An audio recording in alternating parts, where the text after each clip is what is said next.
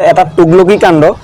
ৰেজাউল কৰিম চৰকাৰে যেতিয়া শিৱসাগৰ তিনচুকীয়া বা উজনি অসমক ধুবুৰী বনোৱাৰ কথা কৈছিলে ধুবুৰী শিৱসাগৰ বনোৱাৰ কথা কৈছিলে তৎমুহূৰ্ততে ৰেজাউল কৰিম চৰকাৰ কংগ্ৰেছে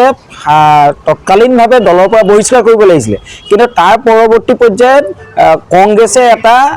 সন্তপৰ্ণে থাকিলে আৰু বৰঞ্চ গৌৰৱ গগৈয়ে ৰেজাউল কৰিম চৰকাৰৰ নিৰাপত্তা দিয়াহে পৰিলক্ষিত হ'ল। পিছে উজনি অসমৰ ৰাইজৰ